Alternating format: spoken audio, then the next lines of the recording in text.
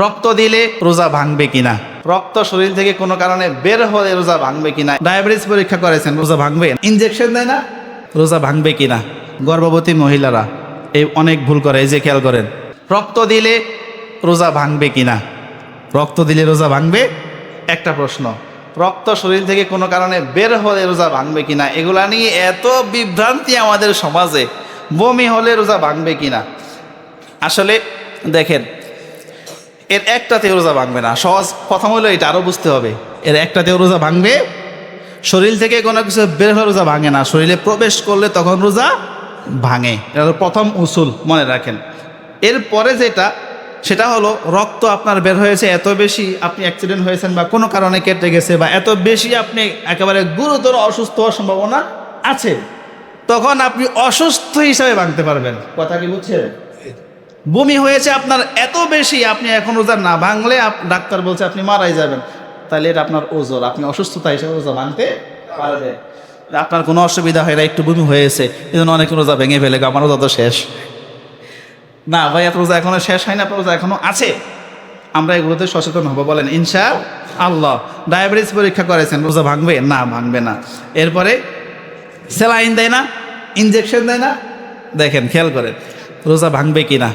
যেটা আপনাকে ঔষধ হিসাবে দেয়া হয়েছে, খেয়াল করেন, এই ইনজেকশনটা, এই স্যালাইনটা আপনাকে দেয়া হয়েছে, বলেন কি হিসাবে?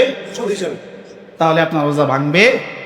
শরীরে কিন্তু ইনজেকশন স্যালাইন একগুলো আছে, এগুলো খাবার হিসাবে দেয়, ভিটামিন হিসাবে দেয়, আছে না ভাই? তাহলে ভেঙে যাবে, কারণ সেটা খাবারের শামিল। কথা কি খেয়াল করে বুঝছেন? ঔষধ দিয়েছে শরীরে, আবার এই জন্য মুখ দিয়ে খাওয়া যাবে না ওষুধ দেখে। যদি আপনার এমন গুরুতর অসুস্থতা হয় তাহলে তো ওজোর হিসাবে থাকবে, সেটা ভিন্ন মাসালা।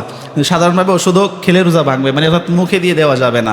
আপনার শরীরে ইনজেকশন দিয়েছে, রোজা ভাঙবে না। কিন্তু যদি আপনার ওই স্যালাইনটা হয় ভিটামিনের, খাবারের, তাহলে আপনার রোজা ভাঙবে, আর না হলে কি ভাঙবে না।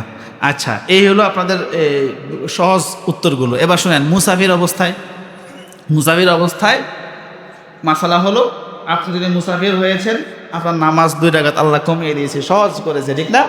ঠিক রোজাটাও আল্লাহ আপনার জন্য সহজ করে দিয়েছে, আপনার ঐচ্ছিক। আপনি যদি মনে করেন যে আমি এখানে রোজা রাখলে আমার কোনো অসুবিধা হবে না, আপনি অবশ্যই রোজা রাখবেন।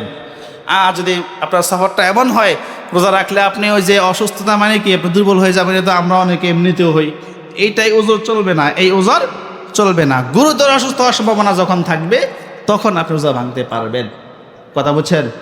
গর্ভবতী মহিলারা এই অনেক ভুল করে, এই যে খেয়াল করেন, গর্ভবতী মহিলারা এত সহজ করে নিয়েছে, আমি শুনেছি প্রায় জনেই রোজা ভেঙে ফেলে। শুনেন, ডাক্তার যদি বলে আপনি এই সময় রোজা না রাখলে আপনার বাচ্চা মারাত্মক ক্ষতির দিকে যাবে, আপনার মৃত্যুর ঝুঁকি রয়েছে, তাহলে আপনার ওজর আছে, আপনি রোজাগুলো পরে আদায় করবেন, মানে কাজা আদায় করবেন, আপাতত রাখবেন না।